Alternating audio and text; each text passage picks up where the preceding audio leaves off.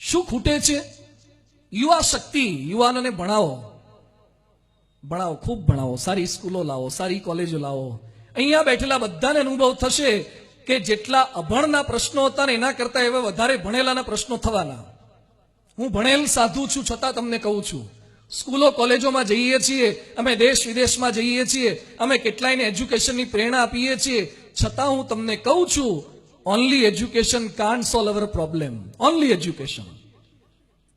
શિક્ષણ આપણા કરતા તો વધારે સ્માર્ટ જનરેશન આવવાની જ છે. પણ થોડાક દિવસ પહેલા જો વાત કરી, અમે લંડન એક બાઈના ત્યાં ગયા, નાનો છોકરો રડવા લાગ્યો.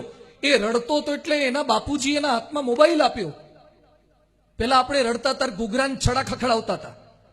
ઢીંગલા ઢીંગલીના જમાના ગયા. હવે રોતા છોકરાને મોબાઈલ લીધો અને પેલા રોતા છોકરાએ હાથમાં આમ કરીને ટચ સ્ક્રીનથી એને જે ગમતી હતી ગેમ કાઢી. શાંત થઈ ગયો.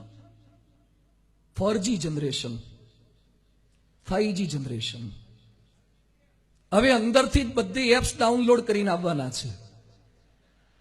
જેટલા જન્મ છે ને એને પ્લે સ્ટોરમાં જવું નહીં પડે, કારણ કે એની મમ્મીએ 9 મહિના આ જ ધંધા કર્યા હોય.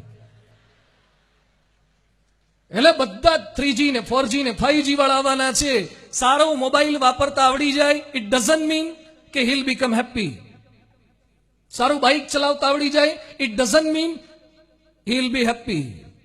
એની વચ્ચે એની અંદર યુનિટી, સંપ રાખી શકે છે. 2 દિવસ પહેલાની તમને ઘટના કહું. રાજકોટમાં એક ભાઈએ એની દીકરીના એરેન્જ મેરેજ કર્યા. દીકરીએ કીધું ત્યાં મેરેજ કર્યા. લગ્ન થયા અને 3 મહિના થયા અને છોકરીએ કહેવડાવ્યું કે મને ગમતું નથી. એનો ભાઈ મને કહેવા માટે, સ્વાઈ મારી બેનને ત્યાં ગમતું નથી. તો શું ગમતું નથી? હજુ 3 મહિના થયા છે. આપણે નવા ચશ્મા પહેર્યા હોય તો પણ સેટ થતા થોડીક વાર લાગે. ઘણી વાર પગથિયું આવે તેમ લાગે પગથિયું આવ્યું ગયું. નવા ચશ્મા તમે પહેર્યા છે, પહેલી વાર તમે બૂટ લાવો, ચપ્પલ લાવો તો પણ તમને લાગે છે, ડંખે છે, થોડું યુઝ ટુ થવું પડે. 3 મહિનામાં ડિસિઝન કે નથી રહેવું. મેં આવો મેસેજ આપ્યો, છતાં પણ એને નક્કી કર્યું કે નથી રહેવું.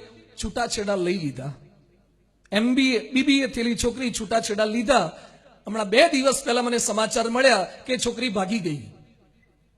એટલે મેં એના ભાઈને પૂછ્યું કે ભાગી ગઈ, હમણાં છૂટાછેડા લીધી તાત્કાલિક ભાગી ગઈ? બધું કોની જોડે ભાગી? મને કે જેની જોડે છૂટાછેડા લીધા એની જ જોડે.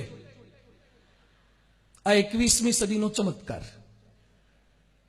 તું ભાગવું તું તો છૂટાછેડા કેમ લીધા? અને એ છોકરીએ પોતાના વોટ્સએપ પર સ્ટેટસમાં અપડેટ શું કર્યું છે? Love story part 2. It was the part 1, it is part 2.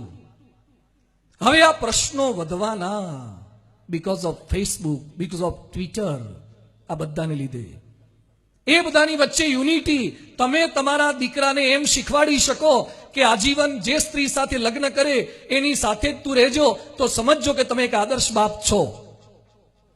તમે તમારી દીકરીને તાલીમ આપી શકો કે બેટા જ્યાં તને પરણાઈ છે ને તે જે નક્કી કર્યું છે ત્યાં જીવનના છેલ્લા શ્વાસ સુધી રહેજે, સુખ દુઃખ સહન કરજે, તો તમે સાચી માતા ને સાચા પિતા છો.